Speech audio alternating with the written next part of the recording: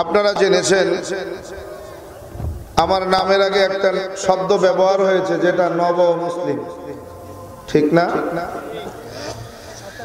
আসলে জন্মসূত্রে এক হিন্দু ব্রাহ্মণ পরিবারে জন্ম আমার।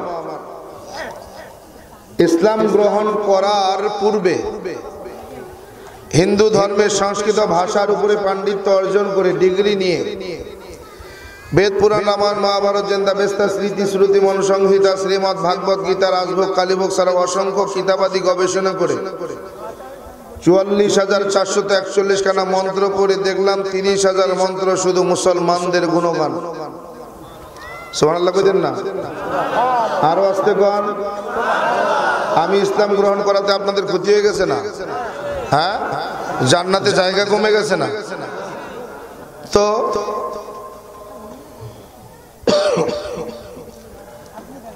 এই ৩০,০০০ মন্ত্র কোরআনে হাকিমের ৩০ পারা ১১৪টি সূরা ৬,৬৬৬ মতান্তরে ৬,২৩৮ আয়াতের সঙ্গে হুবহু মিল পাওয়া যায়। কোরআনে হাকিমের প্রত্যেকটি আয়াতের সঙ্গে কয়েক শত মন্ত্র পাঠ করে শোনানোও যায়, কিন্তু সময় স্বল্পতা, সম্ভব নয়। তো এমনি মুসলমান হই নাই, মুসলমান হওয়ার পিছনে বড় একটা ইতিহাস আছে। তো যদি কোনো সময় ইনশাআল্লাহ তাআলা আপনাদের সামনে আসার মতো কোনো সুযোগ আল্লাহ তাআলা করে দেয়, সেই সময় না হয় আমার জীবনী আপনাদেরকে কিছু আংশিক শুনিয়ে যাব ইনশাআল্লাহ। যেহেতু আজকে আমারও এই প্রোগ্রামটা আমাকে যখন দাওয়াত দিয়েছিলেন আমি ডিনাই করেছিলাম, রাখি নাই। ওই সময় আমার অন্যদিকে একটা প্রোগ্রাম ছিল, হঠাৎ করে এই প্রোগ্রামটা ক্যান্সেল হওয়ার কারণে আজকের প্রোগ্রামটা আমি লালমনিরহাটে দিয়েছিলাম। তো যখন এখানে সুযোগ হয়েছে, আপনাদের এই মাদ্রাসার মুহতামিম সাহেব, বড় মহব্বতের মানুষ মামুনুর রশিদ সাহেব, উনি বললেন যে হযরত যেহেতু আপনি লালমনিরহাটের দিকে আসবেনই, তো শায়েখ আসবে, আপনি যদি আমাদের একটু সময় দিয়ে যাইতেন আমরা বড় উপকৃত হতাম। সেই হিসাবে বাদ আসর আমি বলে নিয়েছি যে আমাকে বাদ আসর যদি সময় দেন আমি কিছু সময় হয়তো বলতে পারবো। সেই সুবাদেই আজকে আপনাদের সামনে বসা। আসলে এই চেয়ারে বসবার মতো এলেমও নাই, আমলও নাই, যোগ্যতাও নাই, একেবারেই ছোট মানুষ, নাদান। আমার বয়ানের মধ্যে কোনো এলেমি বয়ানও নাই, এরপরেও মানুষ ভালোবেসে কেন দাওয়াত করে আমার জানাও নাই। তবে আপনাদের দোয়া, আল্লাহ তাআলার খাস মেহেরবানি যে আল্লাহ তাআলা আমাকে দ্বীনের জন্য হেদায়েত দিয়ে আমাকে কবুল করেছেন, এটাই সবথেকে বড় পাওয়া। এছাড়া আল্লাহর কাছ থেকে আর বড় পাওয়ার কিছুই নেই। আল্লাহ, তো এদিক সেদিক আলোচনা করলে সময় নষ্ট হবে। সময় নষ্ট না করে আমি মূল আলোচনার দিকে ফিরে যাই। আল্লাহ তাআলা বলেন, ইন্নাল্লাযীনা আমানু ওয়া আমিলুস সলিহাতি উলাইকা হুম খায়রুল বারিয়া। আল্লাহ তাআলা বলেন, নিশ্চয় যারা ঈমান আনলে, আনয়ন করবে, ঈমান আনবে এবং ওয়া আমিলুস সলিহাত, ঈমান অনুযায়ী আমলের সলেহ করবে, উলাইকা হুম খায়রুল বারিয়া, তারা তো সফল কাম হয়ে যাবে। আর যদি সফল কাম হয়েই যায় তো আমি আল্লাহ তাআলা আবার ঘোষণা দিয়া জানায়া দিলাম, জাযাউহুম ইনদা রাব্বি, আমি রবের পক্ষ থেকে তাদের জন্য পুরস্কার, জান্নাতিন তাজরি মিন তাহতিহাল আনহার, আমি তাদের জন্য পুরস্কার স্বরূপ এমন একটা জান্নাত বানায়া রাখছি যেই জান্নাতের নিচ দিয়ে একটা নদী প্রবাহিত হবে। আর এই জান্নাতে তারা খালিদিনা ফিহা আবাদা, এই জান্নাতের মধ্যে তারা অনন্তকাল থাকবে, কোনদিন জান্নাত থেকে বের হওয়া লাগবে না। সুবহানাল্লাহ বলবো না? আরো আসতে বলি? খুশি না বেজার? তো শর্ত কি বলে? দুইটা শর্ত। কয়টা? দুইটা। কি শর্ত বলে? এক নম্বরে ঈমান আনতে হবে। এক নম্বরে কি? ঈমান ছাড়া জান্নাত পাওয়া যাবে না।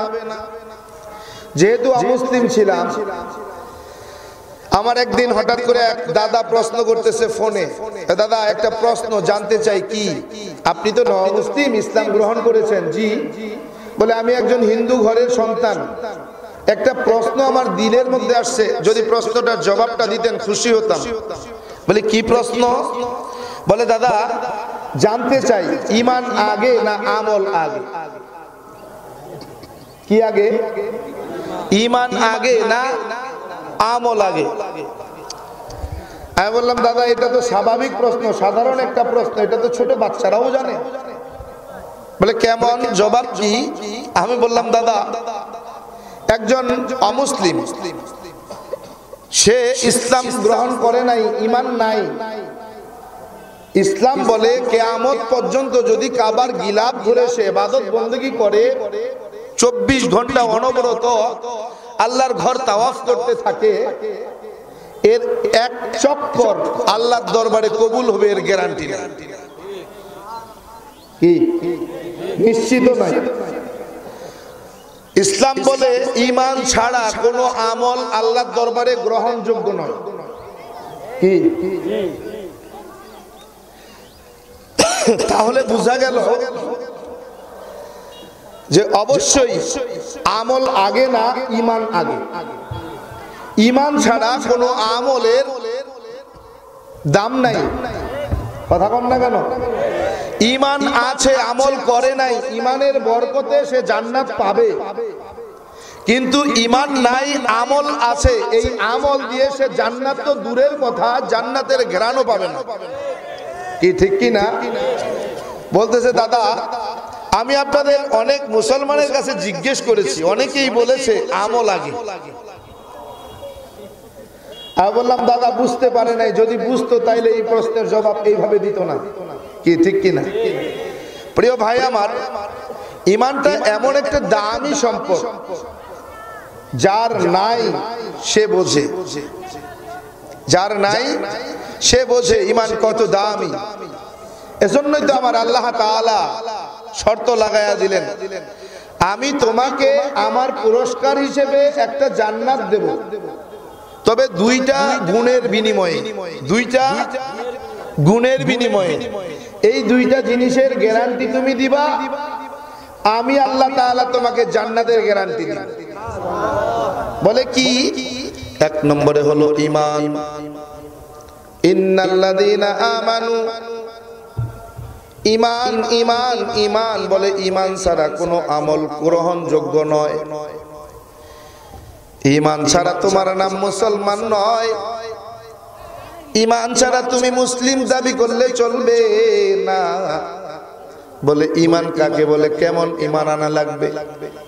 আল্লাহ তাআলা বলে ঈমান কেমন হবে জানো? ঈমান কাকে বলে? আল্লাহ তাআলা কোরআনে হাকিমের অন্য আয়াতের মধ্যে বয়ান করেন, ওয়াইদা কিলা লাহুম আমিনু কামা আমানান নাস। আল্লাহ তাআলা বলে বান্দা ঈমান শুধু আনলে হবে না, মুসলমানের ঘরে জন্মগ্রহণ করলে মুসলমান হয় না। মুসলমানের ঘরে জন্মগ্রহণ করলে মুসলমান হয় না। ইমানদার দাবি করলে ইমানদার বলা যায় না। বলে ঈমানের গ্যারান্টি কি, প্রমাণ দাও। তুমি যে ইমানদার তোমার গ্যারান্টি কি? বলে ঈমান কেমনে আনবা, ঈমান কেমনে আনবা, কেমনে তুমি ইমানদার পরিচয় দিবা? বলে ওয়াইদা কিলা লাহুম আমিনু কামা আমানান নাস। বলে ঈমান ওই রকম আনো, কেমন ঈমান আনবে রে মুমিন? কেমন ইমামে ঈমানের দাম? আল্লাহ বলে সাহাবায়ে কেরামের মতো ঈমান। এই সাহাবায়ে কেরামের মতো ঈমান যদি তুমি আনতে পারো, এই সাহাবায়ে কেরামের ঈমানের মতো ঈমান অনুযায়ী যদি তুমি আমল করতে পারো। এখন শর্ত ঝামেলা, সাহাবায়ে কেরামের মতো ঈমান আনো রে মুমিন। সাহাবায়ে কেরামের মতো যদি ঈমান আনতে পারো, ওই ঈমানের দাম আমি আল্লাহর কাছে আছে। ঈমান ওই সাহাবায়ে কেরামের মতো যদি ঈমান না হয়, ওই ঈমানের দাম আমি আল্লাহর কাছে নাই। বলে তুমি কেমন ঈমানদার? বলে ধর্ম যার যার, উৎসব সবার। নাউজুবিল্লাহ না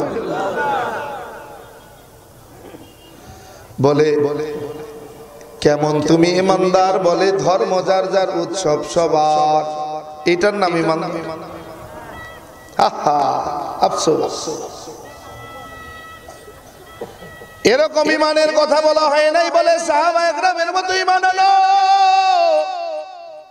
ও বান্দা, জীবন চলে যাবে, ইমান হারাবে না, ইমান হারাবে না। গলায় ফাঁসির রশি ঝুলবে, ইমান ছাড়বে না। বান্দা জেলের মধ্যে পচবে, কিন্তু ইমান ছাড়বে না। বান্দাকে গুম করে ফেলা হবে, ইমান ছাড়বে না। এ বান্দা, ভয় কিসের?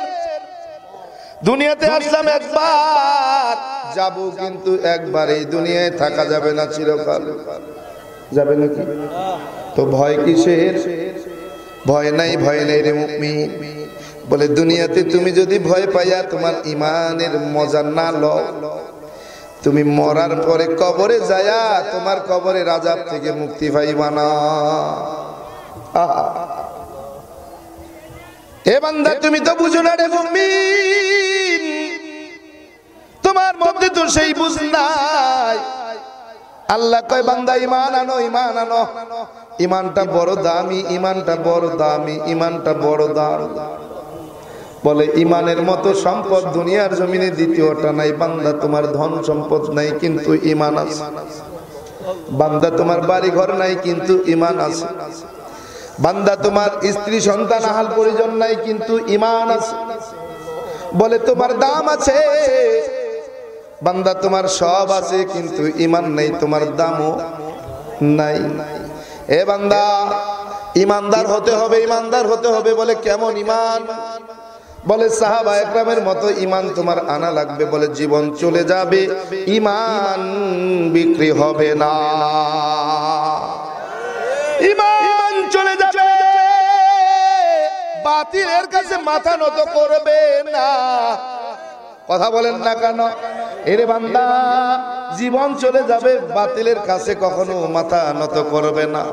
এরে মুসলমান, আমার আল্লাহ জানায়া দেয়, বান্দা ঈমান আনবা, ঈমান অনুযায়ী আমল করবা। ও আমিলুস সলিহাত। বলে কেমন?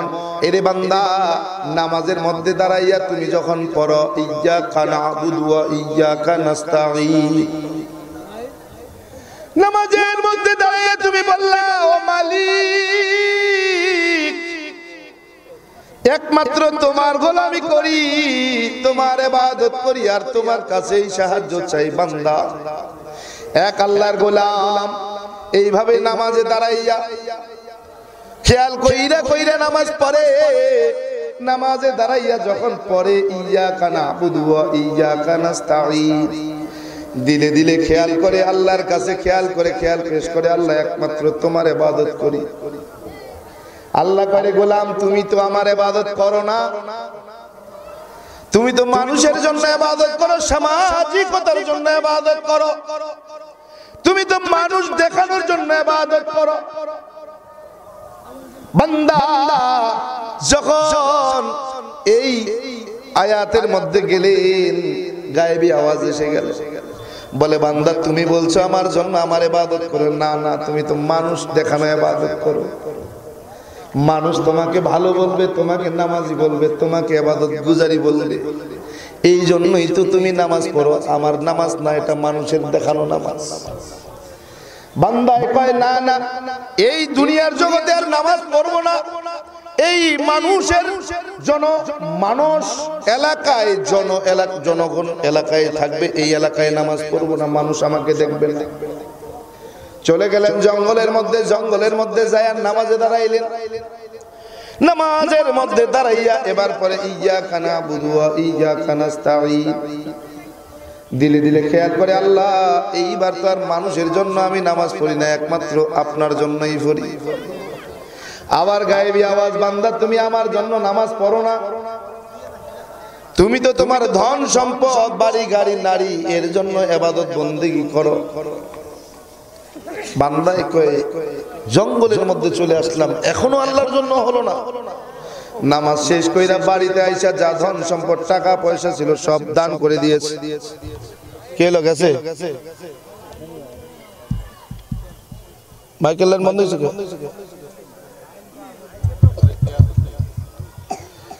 আল্লাহ, কি হলো ভাই? সময় কম তেমনি। লা ইলাহা ইল্লাল্লাহ, লা ইলাহা ইল্লাল্লাহ, লা ইলাহা ইল্লাল্লাহ।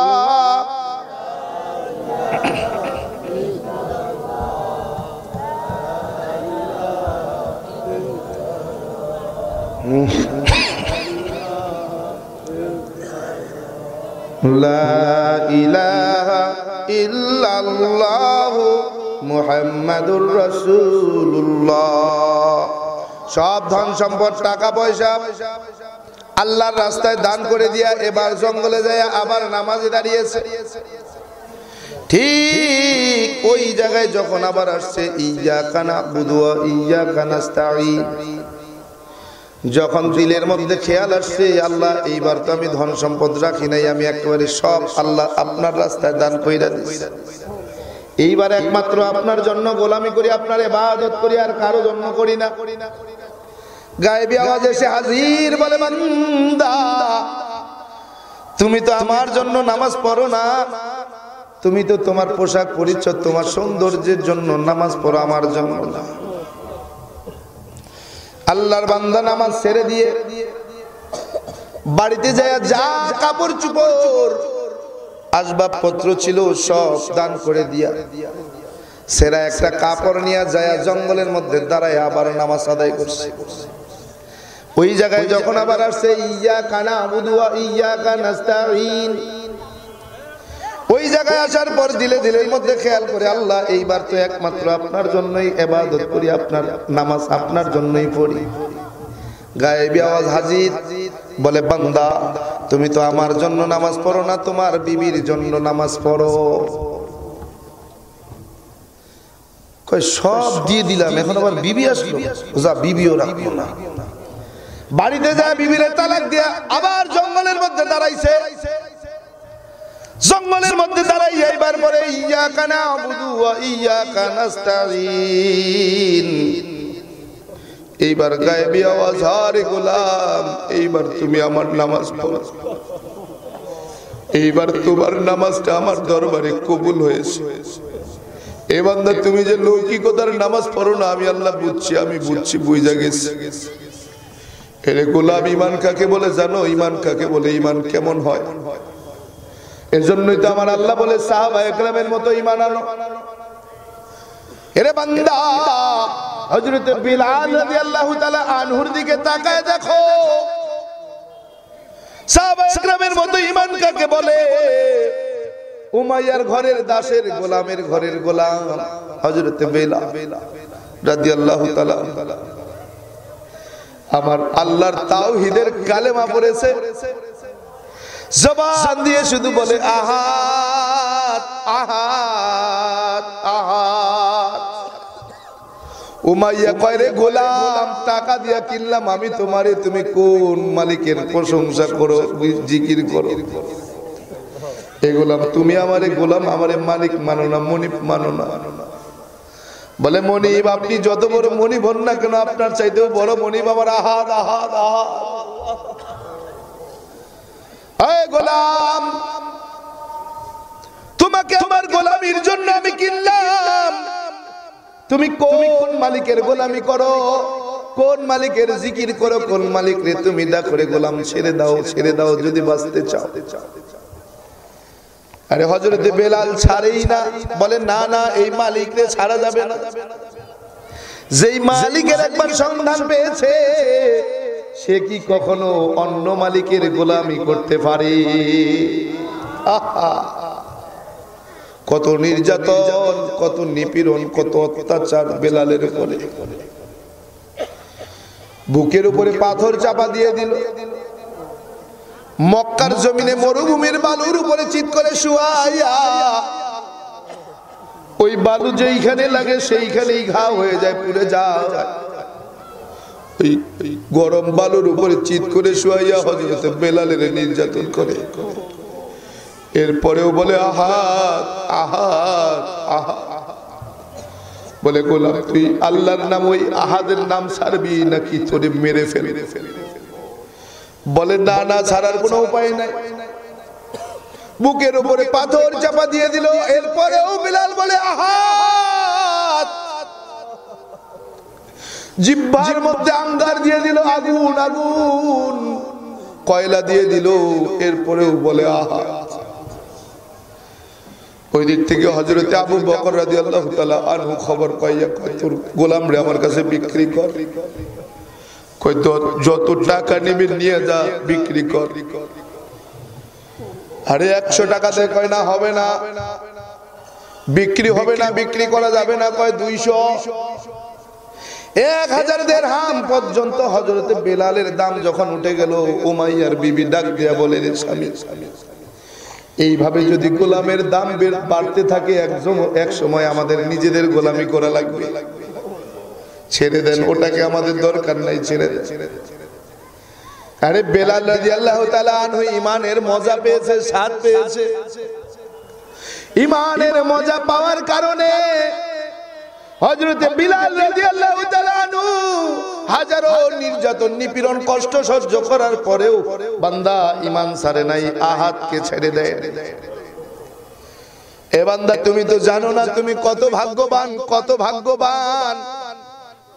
এ বান্দা তুমি তো জানো না তোমার ভাগ্য কত ভালো।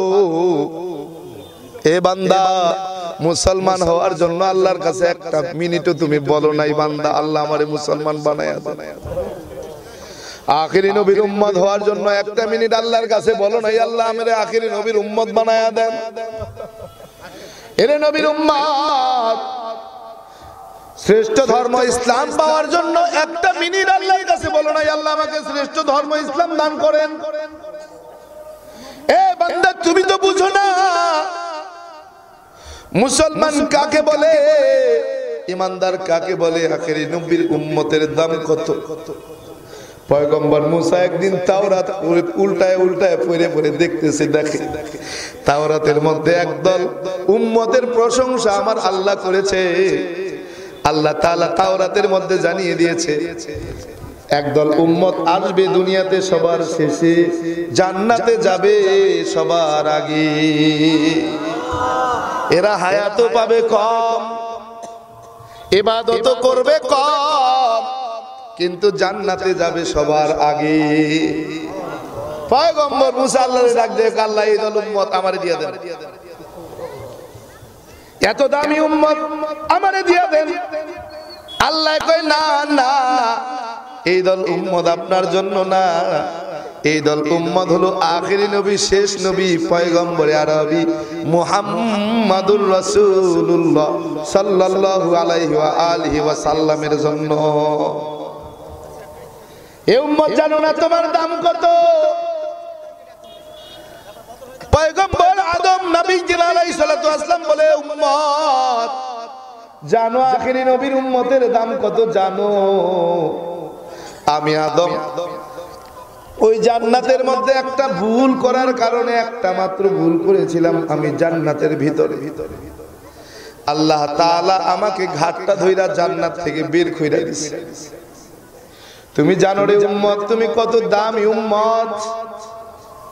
হে বান্দা দুনিয়ার জমিনে তুমি লক্ষ কোটি অপরাধ যদি করো, ভুল করো, আমার নবী তোমার জন্য দোয়া করছেন, ও আল্লাহ আমার উম্মত গুলো হবে কমজোর, ইমানের মজবুতি থাকবে না রে আল্লাহ। আপনি যদি আব্বাজান আদমের মতো করেন আমার উম্মত কোথায় যায় দাঁড়াবে। ও আল্লাহ দুনিয়ার জমিনে যেন আমার উম্মত লাঞ্ছিত না হয়, আমার উম্মতকে দুনিয়ার জমিনে অপমানিত করিয়েন না। আমার নবী আমার আল্লাহর কাছ থেকে ওয়াদা করাইয়া নিয়া এরপরে রওনা দিলেন। আল্লাহ কয় নবী আমার টেনশনের কোনো কারণ নাই, আপনার উম্মতকে মানুষের সামনে দুনিয়াতে আমি লাঞ্ছিত করব না। আব্বাজান সাইয়েদনা আদম নবী আলাইহিস সালাতু ওয়াস সালাম বলে জানো তুমি কত দামি উম্মত। এ উম্মত আমি এক ভুল করার কারণে জান্নাত থেকে বের কইরা দিল। তুমি হাজার হাজার লক্ষ লক্ষ ভুল করবা, আমার আল্লাহ তোমাকে দুনিয়া নামক জায়গা থেকে কোথাও বের করে দেবে না। আমি এই ভুলের ক্ষমা চাইতে গিয়ে আমাকে পাহাড়ের চূড়ায় উঠে কান্না করা লেগেছে। এ বান্দা, তুমি হাজার হাজার ভুল করবা, ভুলের ক্ষমা চাওয়ার জন্য পাহাড়ের চূড়ায় উঠার প্রয়োজন নাই, ঘরের মধ্যে বসেই তুমি মাপ পাওয়া যাবা। এ বান্দা, এই একটা ভুলের অপরাধ ক্ষমা পাইতে 360 বছর কান্না করা লেগেছে।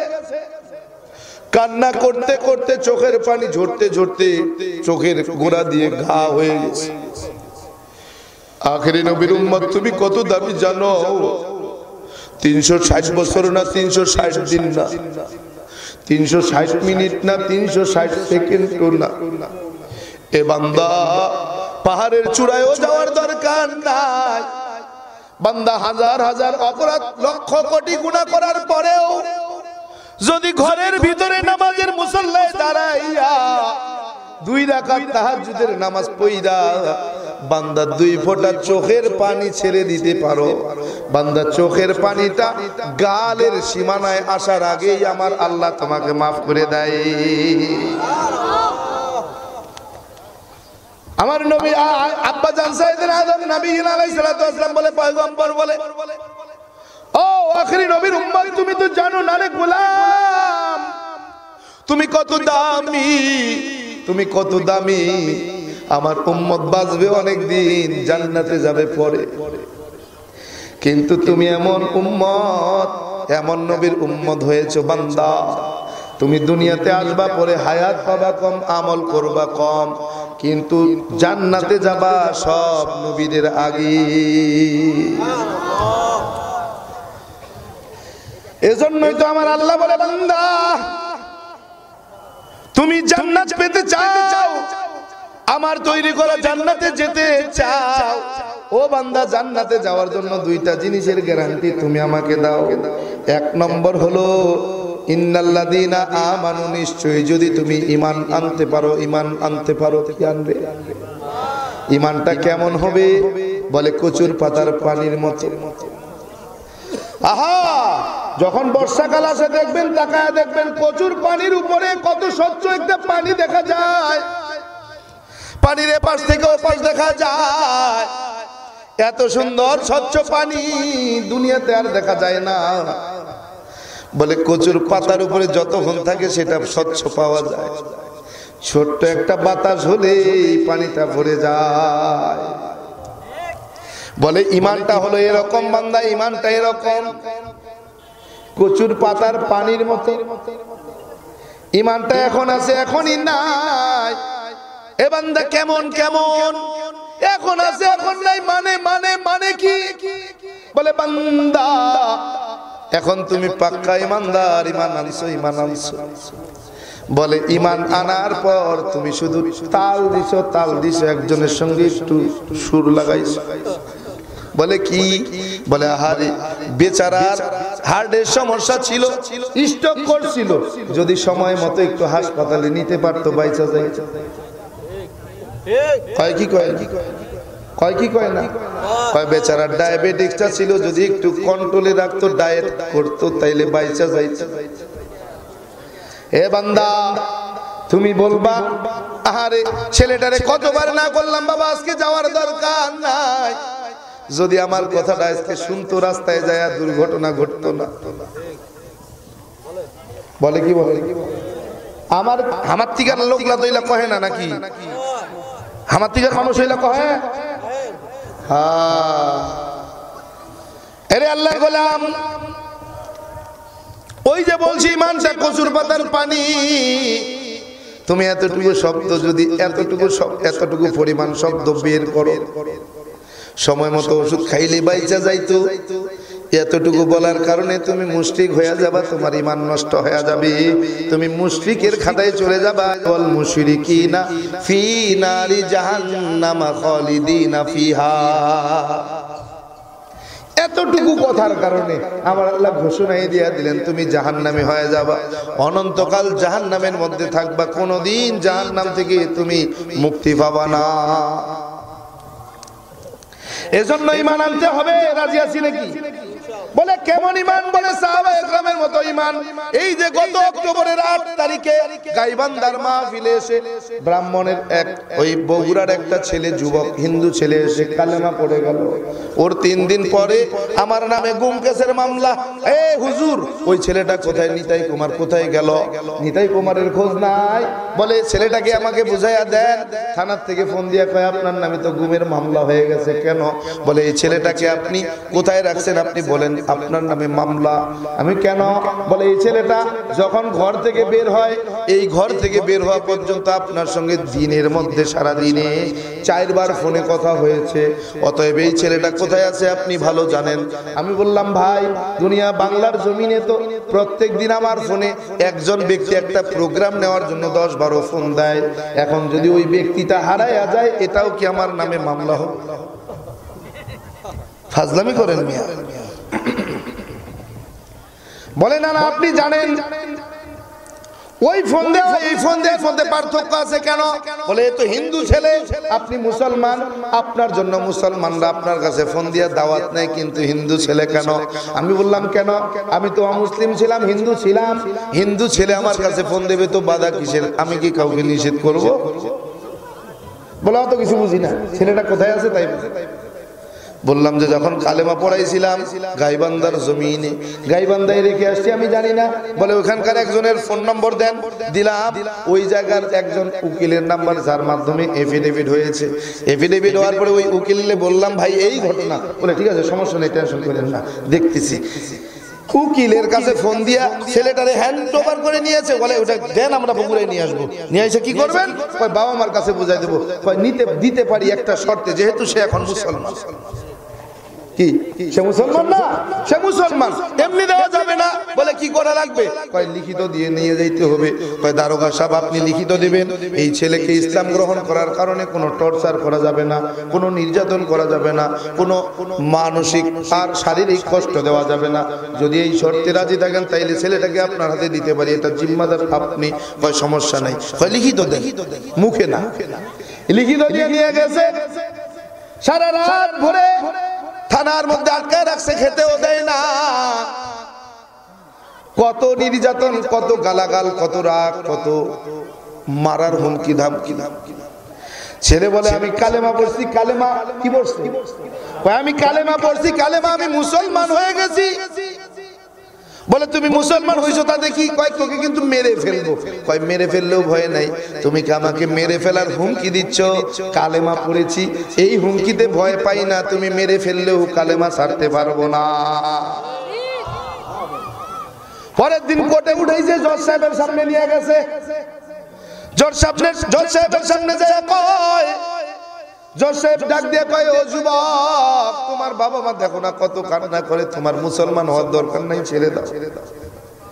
কয় জজ সাহেব আপনার কাছে তো আইন আছে, আইন আপনি তো বিচার করেন, যদি ইসলাম গ্রহণের কারণে আমার ফাঁসির আইন আপনি রায় বাস্তবায়ন করেন তো ফাঁসি দিয়া দেন, কিন্তু কালেমা ছাড়তে পারবো না, মুসলমান হয়েছি, ইসলাম ছাড়বো না। ঈমান কাকে বলে? কাকে বলে ঈমান? জজ সাহেব বলে ও যুবকের বাবার মা, তোমাদের ছেলে চলে গেছে, এই ছেলে আর ফিরা পাইবা না, এই ছেলেকে তোমরা ছেড়ে দাও, আশা ছেড়ে দাও। জজ সাহেব ফোন দিয়ে কয় জামি সাহেব, যেই ছেলেটা আপনি কালেমা পড়াইছেন, মুসলমান বানাইছেন, এই ছেলেটার জিম্মাদার কে হবে একটু নিয়ে যান। ইসলামী আন্দোলনের সেক্রেটারি ফোন দিয়ে কইলাম যে ভাই দ্রুত দৌড়াইয়া কোর্টের মধ্যে যান আগে। কেন? বললাম এই ঘটনা, ছেলেটাকে নিয়ে আসেন। ইসলামী আন্দোলনের দায়িত্বশীল যে ছেলেটাকে নিয়ে গাইবান্ধা আবার যেই মাদ্রাসায় ভর্তি করে দিলাম, মাদ্রাসায় দিয়ে আসছে, এখন সেই মাদ্রাসায় পড়ে। ওইখানে মাহফিলে যায়, ছেলেটার সঙ্গে দেখা, ছেলেটা এসে হুজুর জানেন এই ঘটনা ঘটছে আমার সাথে। তুমি এতক্ষণ পর্যন্ত তুমি বাবা মার সামনে একটু নরম হইলা না? কি এর বাবা মা? ইসলাম গ্রহণ করছি না, আমি তো মুসলমান। ওই তো মুসলমান, বাবা মা আছে তাই কি, বাবা মা এসে কাঁদছে, অনেক কাঁদছে, শুনি নাই, কারণ আমি মুসলমান। এজন্যই তো আমার আল্লাহ বলে ঈমান আনো সাহাবা একরামের মতো, যেইভাবে সাহাবা একরাম ঈমান আনছে। যদি এই ঈমানের গ্যারান্টি তুমি দিতে পারো আর ঈমান অনুযায়ী আমল করতে পারো, বলে ঈমান অনুযায়ী আমল কাকে বলে? বান্দা কালেমা পড়ার সঙ্গে সঙ্গে, ঈমান গ্রহণ করার সঙ্গে সঙ্গে তোমার উপরে 5 ওয়াক্ত নামাজ ফরজ হয়ে যায়। কি এখন নামাজ না পড়লে কি হবে? ঈমান মজবুত আছে কি না? এ বান্দা, এই দুনিয়া কিন্তু ছাড়া রাখবে রে গোলাম, এই দুনিয়ায় কেউ থাকে না, ওই কবরে কিন্তু যাওয়া লাগবে। কবরে কে নিয়ে রওনা করছো রে গোলাম? ওই কবরে যদি তুমি মাওলারে না নিয়ে যাও, ওই কবরের আযাব সহ্য করতে পারবা না। তুমি আজকে আল্লাহরই চেনো না, আল্লাহরই চেনো না, আল্লাহরই চেনো না। আল্লাহ কে, আল্লাহ কেমন, আল্লাহ কি, আল্লাহরই দেখো না, আল্লাহরই চেনো না। এই আল্লাহ ছাড়া কবরের মধ্যে আপন কিন্তু কেউ না। তোমার পৃথিবীতে কত আপনজন আছে, তোমার ইন্তেকালের সঙ্গে সঙ্গে সবাই পর হইয়া যায়, কেউ তোমার আপন থাকে না। তোমার কবরে তুমি যাইবা, কেউ তোমার সঙ্গে যাইবে না, একমাত্র মাওলা ছাড়া। কি এজন্য মাওলারে নিয়ে কিন্তু কবরে যাইতে হবে, এটা মাথায় রাখতে হবে প্রিয় ভাই আমার। এজন্য আমার আল্লাহ বলেন ইন্নাল্লাযীনা আমানু ওয়া আমিলুস সলিহাত, বান্দা ঈমান আনার পরে ঈমান অনুযায়ী যদি আমল করতে পারো, এ বান্দা তুমি সফল কাম হয়ে যাইবা। আর যদি সফল কাম হইয়াই যাও, আল্লাহ বলে বান্দা তোমার জন্য আমার থেকে একটা স্পেশাল পুরস্কার আছে, জাযাউহুম মিনদা রাব্বিহিম জান্নাতিন তাজরি মিন তাহতিহাল আনহার। আল্লাহ বলে বান্দা তোমার জন্য স্পেশাল একটা উপহার, আমি একটা জান্নাত বানায়া রাখছি। জানো জান্নাতটা কেমন হবে? বলে এমন একটা জান্নাত বানায়া রাখছি যেই জান্নাতের নিচ দিয়ে একটি নদী প্রবাহিত হবে, যেই নদীর পানিটা হবে দুধের চাইতে সাদা, আর পানিটা হবে মধুর চাইতেও মিষ্টি। এই পানি দিয়ে ওযু করবা, গোসল করবা, এই পানি ব্যবহার করবা, খাবা, গোসল করবা, সব কাজে ব্যবহার করবা। বলে এইটা হলো জান্নাত। এ বান্দা এই জান্নাত যদি পেতে চাও, ঈমান আর আমলকে তুমি মজবুত খাঁটি বানাও। যাবে? রাজি আছেন ইনশাআল্লাহ? আজকের থেকে আমরা ওয়াদা করতে পারি, আল্লাহ এতদিন যে আমরা ঈমান হারা হয়েছিলাম, ঈমানের মধ্যে ভেজাল ছিল, আল্লাহ ঈমান আনছি আপনার উপরে, সব ক্ষমতার মালিক আপনি। কিন্তু মাঝে মাঝে সমাজের মাতব্বরের কাছে দৌড়াইছি, মাঝে মাঝে মেম্বারের কাছে গেছি, মাঝে মাঝে চেয়ারম্যানের কাছে গেছি, মাঝে মাঝে উকিল মুক্তারের কাছে গেছি, মাঝে মাঝে নেতা নেত্রীর কাছে দৌড়াইছি। ও আল্লাহ, ঈমানটা তো হারাইয়াই ফেলছি, আর দৌড়াবো না। একমাত্র আপনি আমাদের সমস্ত ক্ষমতার মালিক, আপনার তরফ থেকেই সব হয়। আপনি আমাদের সব ক্ষমতার মালিক, বাঁচানোর মালিক আপনি, মারার মালিক আপনি, অভাব দেওয়ার মালিক আপনি, অভাব থেকে মুক্ত করার মালিক আপনি। ও বান্দা, যদি তুমি এটা মনে করতে পারো, বিপদ দেয় আল্লাহ, বিপদ থেকে উদ্ধার করে আল্লাহ, যদি সব ক্ষমতার মধ্যে তুমি আমার আল্লাহকে ইনভলভ করতে পারো, আল্লাহ বলে বান্দা তোমার ঈমান মজবুত। আর এই ঈমান অনুযায়ী তুমি যদি আমল করতে পারো, বান্দা তোমার জন্য জান্নাত প্রস্তুত। আহা, আজান কয়টা?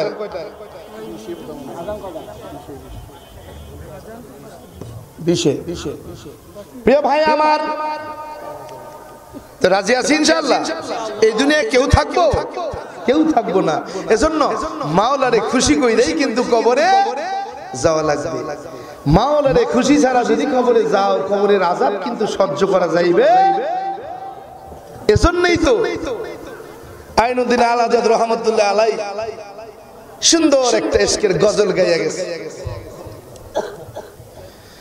মাওলার ইশকে জ্বলে আগুন, নিভাইলে যে নিভে না, পুরে পুরে ছাই হইল এই যে পাগলের সিনা, পুরে পুরে ছাই হইল এই যে পাগলের সিনা মাওলার ইশকে জ্বলে আগুন নিভাইলে যে নিভে না পুরে পুরে সাই হইল এই যে পাগলের সিনা পুরে পুরে সাই হইল এই যে পাগলের সিনা ধরা দিয়ে দাও না ধরা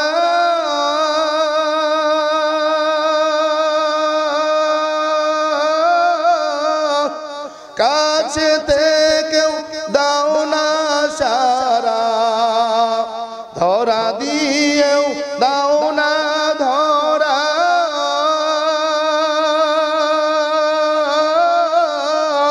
কাছে থেকেও দাও না সারা আমার এই বুকেতে বইছে খরা এই বুকেতে বইছে খরা না পাওয়ারি যত না পুরে পুরে সাই হইল এই যে পাগলের সিনা পুরে পুরে সাই হইল এই যে পাগলের সিনা মাওলার ইশকে জ্বলে আগুন নিভাইলে যে নিবে না পুরে পুরে সাই হইল এই যে পাগলের সিনা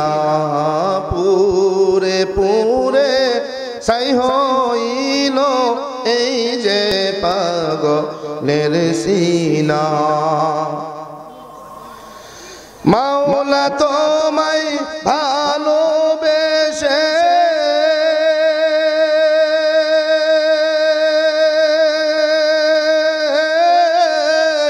কলিজা পুরে গন্ধ আসে মাওলা তোমায় ভালোবেসে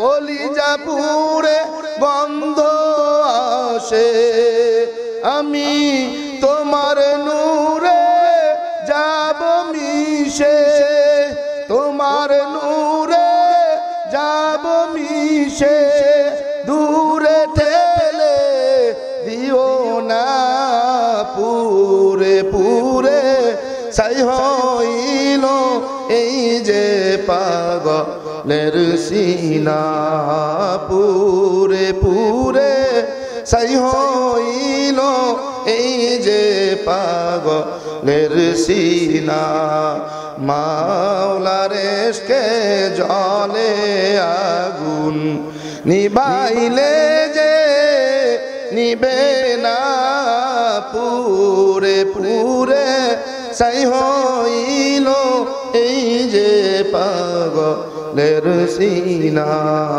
পুরে পুরে সাই হইল এই যে পাগলের সিনা